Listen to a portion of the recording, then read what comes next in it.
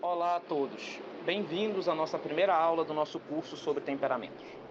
A primeira coisa que devem estar pensando é por que os caras do Traditalk vão iniciar um curso sobre temperamentos.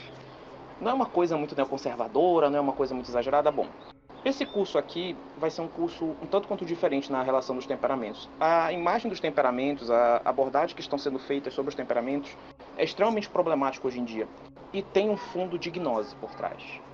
Então esse curso não vai ser só um curso contra os temperamentos, vai ser uma explanação contra a gnose que está sendo usada por trás desses cursos, sabe? E é interessante dentro desse aspecto, né, que eu tenho um tio, esse tio tem uma amiga que é claramente esotérica. E essa amiga dele, que é esotérica, nem sabia que existiam esotéricos claros, que se dizem claramente esotéricos, geralmente eles são ocultos, se escondem atrás de outras religiões e tal, etc. Mas essa aí se diz claramente esotérica. E ela disse que no fim só iam restar duas religiões, a Igreja Católica e o esoterismo. Isso que ela falou é uma verdade. Porque é justamente isso, são duas correntes opostas. Uma corrente que valoriza o homem até se esquecer de Deus, e outra corrente que valoriza Deus até se esquecer do homem. Então nós temos uma corrente que tem essa doce harmonia entre essa doce união entre o corpo e a alma, e uma outra corrente que fica puxando para um dos lados, ou para o homem ou para a alma. Então, o amor humano, o amor do homem até se esquecer de Deus, e o amor de Deus até se esquecer do homem. São duas correntes opostas que se enfrentam. São duas místicas opostas. E nós aqui no curso vamos apresentar a mística da cidade de Deus, que será totalmente diferente dessa da cidade dos homens. E o objetivo principal dos temperamentos como a gente sabe, é o conhecimento de si mesmo. Esse conhecimento de si é essencial porque nós, diferente dos protestantes, acreditamos que nós podemos ser santos. Sede perfeitos como o vosso Pai Celeste é perfeito. Nosso Senhor diz no Evangelho de São Mateus. Então nós temos que nos tornar perfeitos. Olha o parâmetro que Nosso Senhor dá, como o nosso Pai Celeste é perfeito. Então o objetivo de todo católico deve ser se tornar um santo. E o conhecimento dos temperamentos ajuda a se tornar um santo. Então isso é um fator que ajuda, contribui para que nós façamos um curso sobre temperamentos. Outro fator que contribui é que muitas pessoas são enganadas, conseguem materiais bem duvidosos sobre os temperamentos pela internet, consultam certos gurus sobre os temperamentos na internet, e aí tem uma visão sobre os temperamentos deturpada, uma visão seja determinista, seja uma visão de que não vai conseguir superar seus problemas e acaba tendo um desânimo, etc. Outro motivo também importante para a gente iniciar esse curso, além desse conhecimento de si mesmo, é o próprio reconhecimento das nossas qualidades e reconhecimento dos defeitos do próximo. Quando a gente vê um próximo, principalmente no meio católico, que ele tem um defeito, é muito fácil a gente se irritar, gritar quem esse cara pensa que é, etc. Mas quando nós estudamos os temperamentos, a gente vê que aquilo é do temperamento daquela pessoa, que talvez aquela pessoa esteja lutando para superar aquele problema. Que esse problema que ela tem, eu tenho outro problema, outro defeito, que é do meu temperamento. E que eu não consegui superar ainda. Então isso você ajuda a compreender mais o próximo. E ajuda com a caridade. Além de, claro, ajudar com a sua humildade, porque você começa a perceber que as qualidades naturais que você tem, na verdade, derivam do seu temperamento. Então, isso ajuda a reconhecer que foi uma coisa realmente dada por Deus a você. Então, tem muitos outros fatores que contribuem para que a gente faça esse curso. Não é uma tentativa de signos católicos, como alguns comentam, né? É uma abordagem um tanto tradicional sobre os temperamentos. A gente já colocou a bibliografia, a gente já falou sobre a bibliografia que vamos usar, todos de padres tradicionais, tudo dentro da tradição, nada de neoconservadorismo, nada de coach quântico, sei lá o que. Primeiramente, eu acho que é importante a gente destacar como a mística católica, como o conceito de santidade católica é belo, como ele é diferente das outras religiões. A gente às vezes não percebe isso, né? A própria conceito de união conjugal, né, é um símbolo místico da união da alma com Deus. Em Cântico dos Cânticos, né, de Salomão, né, ele traz essa simbologia entre a alma e Deus. No processo místico, isso no processo de amor da alma para com Deus, o grau supremo, união com Deus. É o casamento místico, como a gente chama. O amor é um amor imenso, no qual o verdadeiro místico se abrasa ao se unir a Deus, leva-o a ter todas as coisas como se fossem nada. Entretanto, e aí vai a diferença, né, que a gente pega em relação a esses esquemas gnósticos, ele não despreza as coisas terrenas. Pelo contrário, em toda criatura, por mais humilde que seja, o místico vê reflexos daquele que é a causa de toda a existência, de todo o bem. Então você vê nas criaturas um reflexo de Deus. É como se as criaturas fossem pensamentos de Deus, né? Podemos citar como exemplo, né, que prova essa questão, São Francisco de Assis, Santa Teresa, São João da Cruz. A gente pode citar essa questão em todos eles. O verdadeiro místico católico não é um alienado. Ele não tem uma indiferença estoica ou budista diante das maravilhas da criação. Os budistas buscam o nada. O desejo deles é não ter desejo, o que é uma contradição. O budista ele prega uma dissolução da sua própria individualidade. Eles pensam, encaram a individualidade como se fosse uma coisa ruim. Ora, nossa individualidade não pode ser uma coisa ruim. Deus nos deu nossa individualidade, Deus aprecia a diversidade. É por isso que Deus nos fez diferente, é por isso que Deus nos fez desiguais. Porque ele aprecia a desigualdade, como Santa Teresa de Lisieux coloca uma analogia entre as várias rosas que tem no jardim. O jardim se torna mais belo com a maior diversidade de rosas. Então, Deus coloca rosas diferentes, coloca flores diferentes no jardim. E a individualidade é querida por Deus. Então, a gente não quer buscar a dissolução da nossa individualidade, a nossa completa dissolução, a nossa completa absorção pelo nada, né? O que a gente busca de verdade é a união com Deus, a união mística com Deus, que não vai destruir a nossa natureza, vai aperfeiçoá-la, como diz a máxima escolástica. A união com Deus não afasta a gente da realidade concreta, pelo contrário, faz com que a gente volte para ela mais viva e eficientemente. Eu acho que não tem exemplo mais claro do que isso que Santa Teresa d'Ávila, né? Ela foi uma das maiores místicas da história, né? E, bem, ela era extremamente ativa na sua vida, né? Em pleno êxtase no ar, contemplando a Deus, e ao mesmo tempo ela fazia panquecas, segurando a panela ao fogo e jogando panquecas para o ar para revirá-las, né? Sem deixar cair. Ela mantinha-se em êxtase unida ao Criador dos céus e da terra. Então, aproveitar as coisas da criação enquanto estava em êxtase. O místico não despreza a carne, a usa com toda a inocência e santidade para descrever as imagens, né? Para descrever a união mística.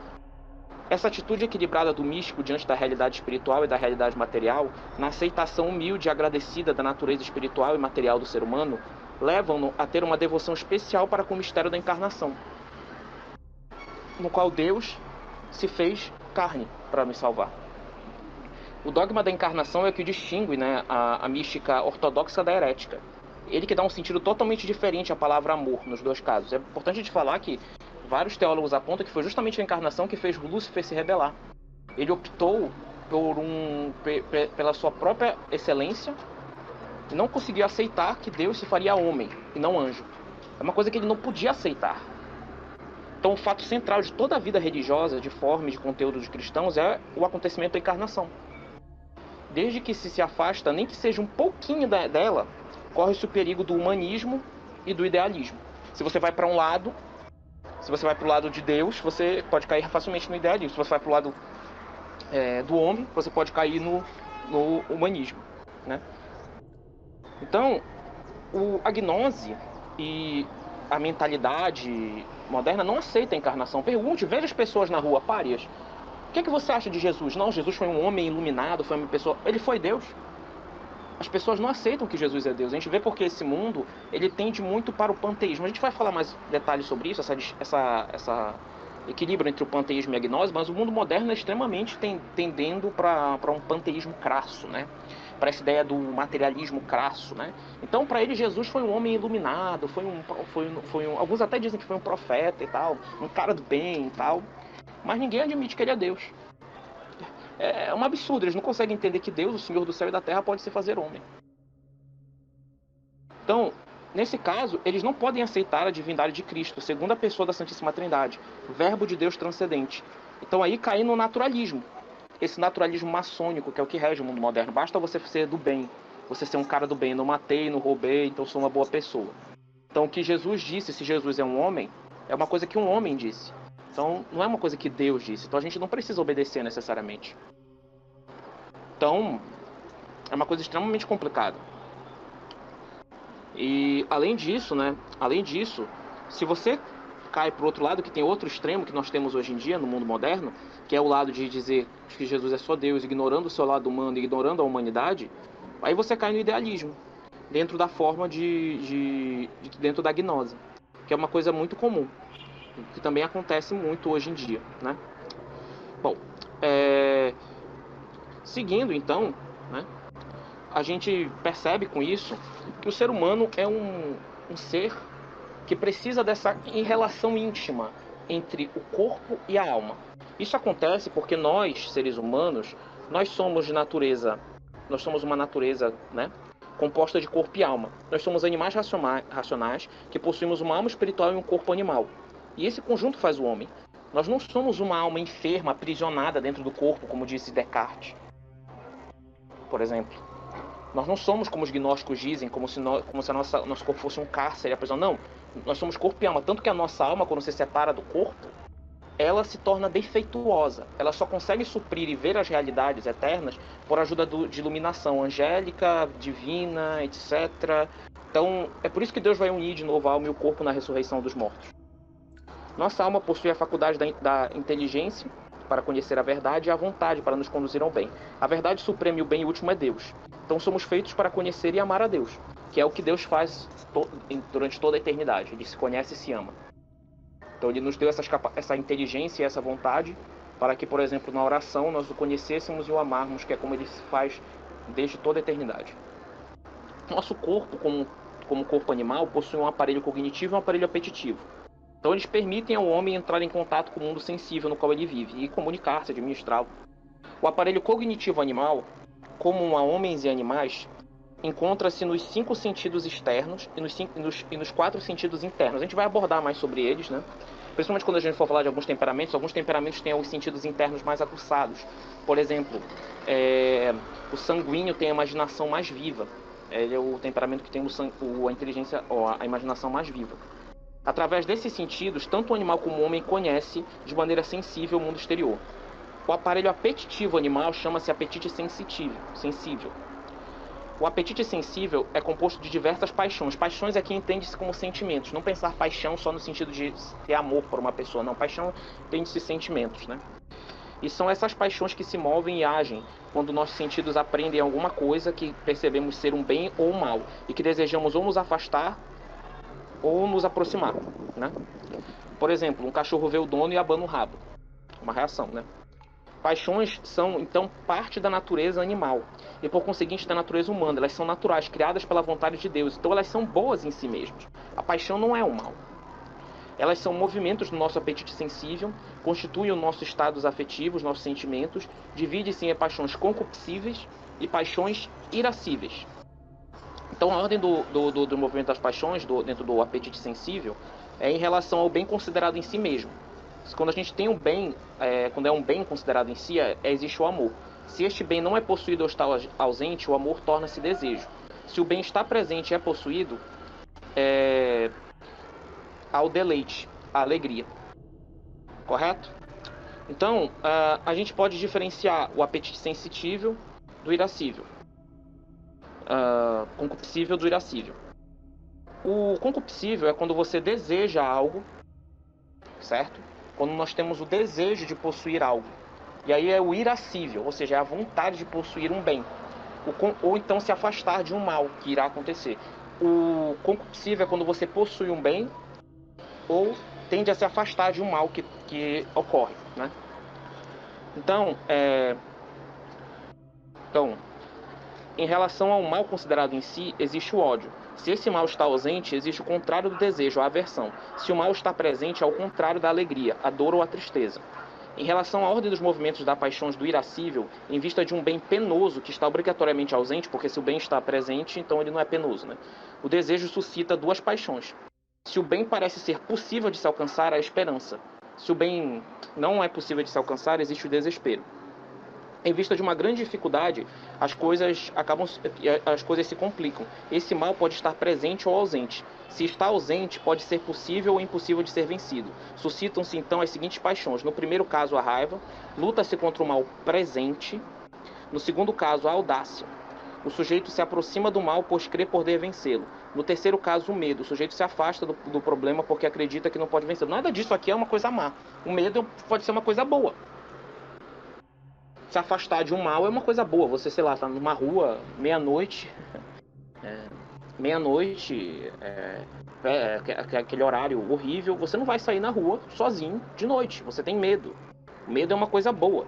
Nesse caso, a raiva também pode ser uma coisa boa, se for bem racionalizada. É por isso que Nosso Senhor, quando expulsou os vendilhões do templo, ele demorou um tempo fazendo o chicote, justamente para demonstrar que a raiva tem que ser uma coisa racionalizada, certo? E os temperamentos têm jogo nessa raiz de paixões. Cada um dos temperamentos está relacionado com alguma delas. Por exemplo, alguns temperamentos estão ligados com o apetite irascível.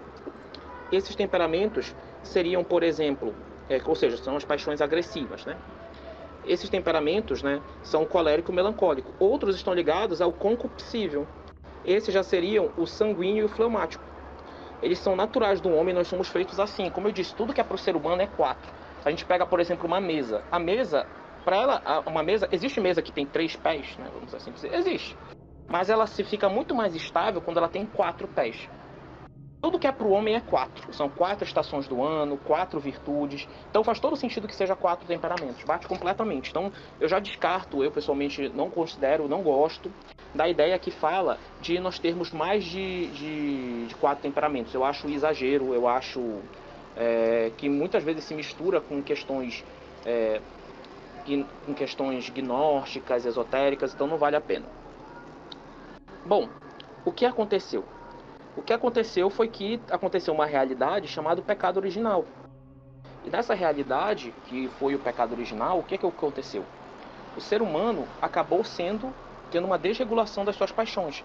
Adão, né, foi ferido na sua natureza. E nisso que foi ferido, a gente acabou ficando com uma desregulação dentro de nossas paixões. A paixão se tornou desregulada. Nós não conseguimos mais ter um controle diante dela. E não tendo mais esse controle diante das paixões, não tendo mais esse domínio diante delas, o que acontece? Muito facilmente a gente acaba se desregulando. Então, por exemplo, um sanguíneo falar é uma coisa boa. O sanguíneo falar muito é uma coisa boa, mas se isso se torna uma coisa desregulada, o que vai acontecer? Ele acaba falando muito em situações que não é para ele falar. Ele acaba exagerando em situações que não é para ele exagerar. Por exemplo, pode ser que o sanguíneo no meio da missa comece a falar, solte uma piada. Isso não é uma coisa que é para fazer. Você está vendo o santo sacrifício. Não é um momento para fazer esse tipo de coisa. Entende? Então deve haver esse controle, certo? Deve haver esse domínio dos das nossas paixões. E como executar esse domínio das nossas paixões? Bom, a gente tem algumas hipóteses que podem ser formuladas. A primeira hipótese que pode ser formulada, que pode ser falado, né, é por meio da medicação. Hoje em dia tudo se resolve com medicação. A pessoa tem um problema e ela vai resolver com medicação. Não estou dizendo que a medicação não seja útil. A medicação pode funcionar. Problemas psicológicos, problemas psíquicos, né? A medicação pode ser uma solução para com ele. Mas ela não é o ideal para você resolver um problema, porque muitas vezes não se resolve o problema. A gente pode pegar o caso, por exemplo, da depressão. Tem casos que a gente trata exatamente o hormônio, o neurotransmissor da depressão, resolve o problema dentro dos neurotransmissores e mesmo assim a pessoa volta a ser depressiva. A gente vê que tem uma realidade mais profunda. A psicologia atual desconsidera, né, a questão de corpo e alma. Elas acabam não considerando a questão da alma. Ou cai-se num extremo ou cai-se no outro, atualmente na psicologia atual. Ou a gente cai no extremo de um Freud, que considera que o ser humano é um impulso de paixões, sei lá, ou talvez um Piaget, que considera que os nossos sentidos internos, né, são nossos pensamentos são evoluções dos nossos sentidos externos, é o construtivismo social, né, do Piaget.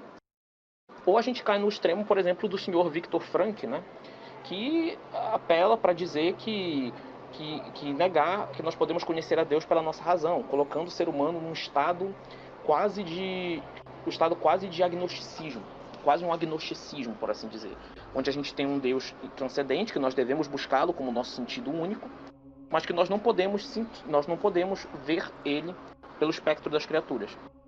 Essa realidade é extremamente complicada.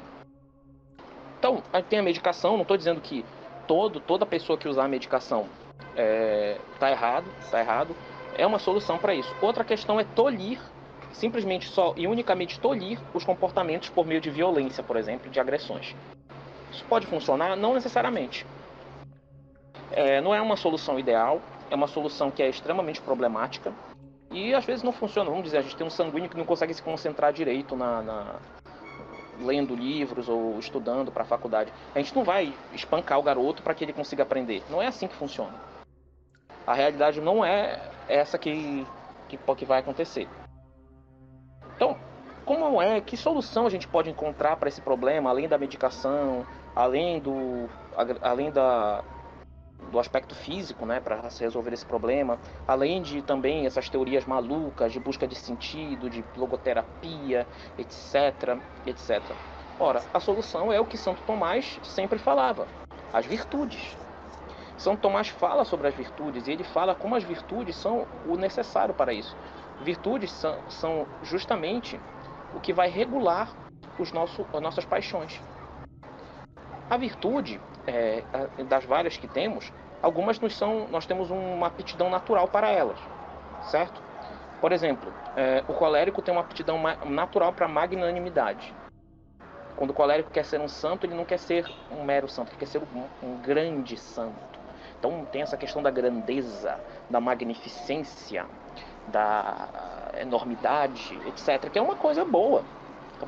Não tem a pusilanimidade, que é comum já de um temperamento, por exemplo, melancólico. Então, algumas virtudes não são naturais, mas outras nós temos que adquirir. E Deus é tão bom que Ele colocou para que nós, que ficamos uma vida toda corrompendo-nos com o vício, também fiquemos uma parte da vida lutando contra eles e desenvolvendo as virtudes. E com o auxílio da graça. Isso é importante. Isso é essencial para o desenvolvimento do intelecto. Eu gostaria aqui de citar Hugo de São Vitor, né, na sua obra, codinome Alegoria Evangelii, livro 2, capítulo 1, que ele fala sobre a fase bem-aventurados os puros de coração, porque verão a Deus. Ele diz o seguinte: bem-aventurados os limpos de coração, porque eles verão a Deus. Limpos de coração são aqueles que não são sujos nem pelo pó da cogitação inútil, nem pela lama da deleitação torpe. Limpos de coração são aqueles que não são tocados pela névoa da ignorância terrena, nem têm o fervor corrompido pela concupiscência. Limpemos, pois, os nossos corações de toda a ignorância pela inquirição da verdade e de toda a concupiscência perversa pelo amor da virtude, a fim de que mereçamos ver a Deus na glória do reino celeste. Teve uma história de Santo Tomás de Aquino que ele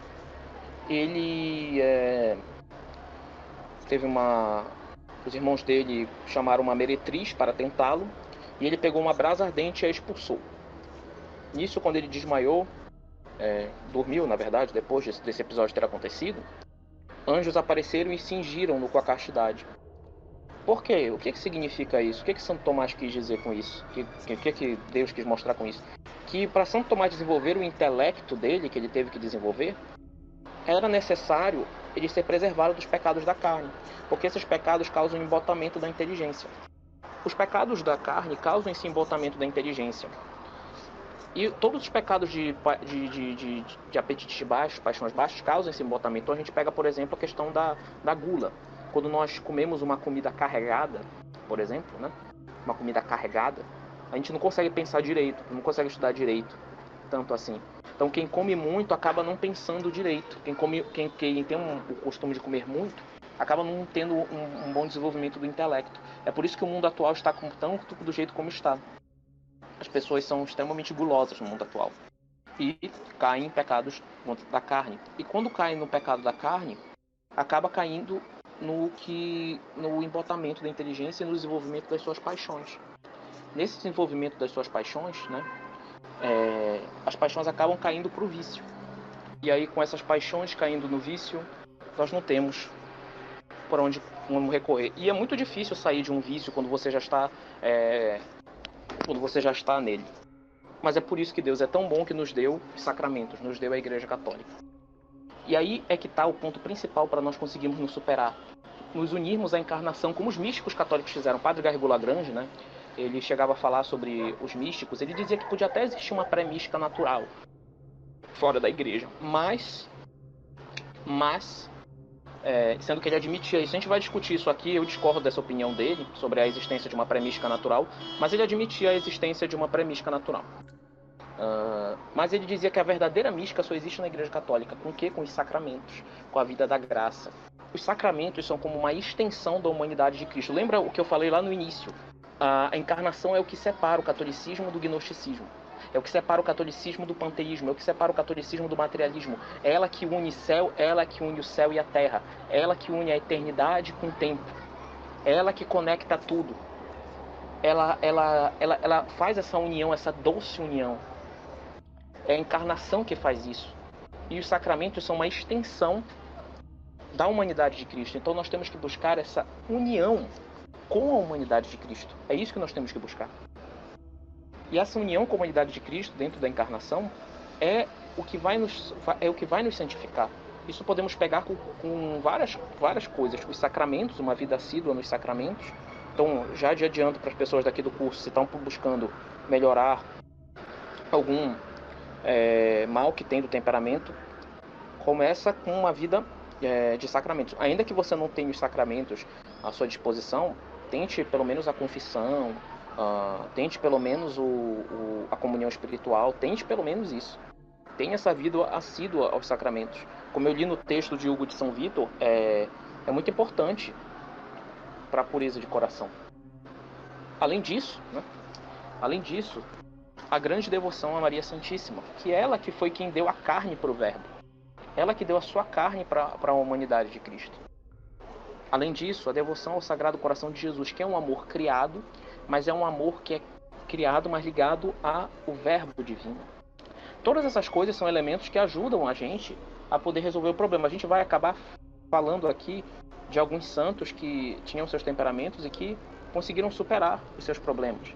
Mas o ponto principal é justamente isso, esse doce casamento entre a divindade e a humanidade. Essa união. Assim como nós temos que fazer, nós temos que buscar isso. Nós temos que buscar não destruir a nossa natureza, tolir a nossa natureza por meio de métodos ascéticos, métodos destrutivos. Ou então, não devemos buscar só os prazeres, como se o cristianismo fosse uma religião só social.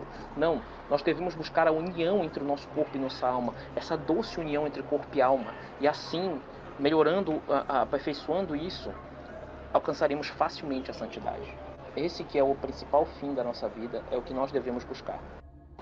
Para isso, para nós conseguirmos fazer isso, é necessário nós conhecermos nossas mazelas, nossos defeitos, e é isso que a gente está tentando fazer aqui nesse curso. É justamente isso. Então, o principal do curso é justamente isso, é juntar as mazelas, consertar as mazelas que nós temos, nós. E aí é que entra os temperamentos. Nós consertando as falhas dos nossos temperamentos, alcançaremos a santidade. É importante falar, pode ser que nós não consigamos solucionar todos os defeitos dos temperamentos. São Francisco de Sales, né, que era colérico, diga-se, fala que algumas imperfeições nós não vamos conseguir vencer nessa vida. Não vamos conseguir. Então, não adianta tentar, que nós não vamos conseguir vencer essas imperfeições nessa vida. Ora, então, nós temos que saber lidar com elas e resistir a elas, não consentir a elas. É isso que nós devemos fazer. E aí, quando nós não consentirmos a elas, quando nós acabarmos lutando contra elas, isso nos dá méritos. Então, Deus acaba não impedindo toda imperfeição. Então, não se desanime se você tem alguma imperfeição que você não consegue vencer. Isso é, entre aspas, normal, certo? Isso é uma coisa que acontece. A gente não vai ser livre de todas as imperfeições. Agora nós temos que lutar contra. Nós temos que combater. E é por isso que aí surge a questão de superar essas dificuldades por meio do estudo aprofundado dos temperamentos e lutar contra essas mazelas. Bom, essa aqui é a aula introdutória do curso. Na próxima, a gente já vai abordar sobre ferramentas de defesa para poder identificar, para poder lutar contra os temperamentos. Que formas a gente tem para lutar contra os temperamentos, né? Não lutar necessariamente contra os temperamentos, mas contra os defeitos que podem surgir dos temperamentos, mas de uma forma geral, e depois a gente vai começar a falar de cada um dos temperamentos específicos, falando, claro, dos santos que lutaram e superaram. Mas é importante falar que a santidade é para todos. Todos nós somos chamados a sermos santos. Então tem santos que passaram pelas mesmas coisas que passamos, pelos mesmos defeitos que nós temos, pelas mesmas imperfeições que nós temos, talvez cometeram os mesmos pecados que nós cometemos e hoje estão no céu. Então não tem que desanimar. A gente não tem que imitar os santos nessas coisas fantásticas, grandes que eles faziam, tipo, sei lá, como por exemplo São Francisco de Assis fazendo bilocação, Santo Antônio pregando para os peixes, etc. Isso aí a gente não consegue imitar eles. A gente tem que imitar eles na conformidade com a vontade de Deus e principalmente nessa união, nessa doce harmonia entre corpo e alma, nessa nossa união com a encarnação do Verbo. É isso que nós temos que fazer. Então, muito obrigado a você que assistiu até aqui. Espero que você goste do curso e até mais.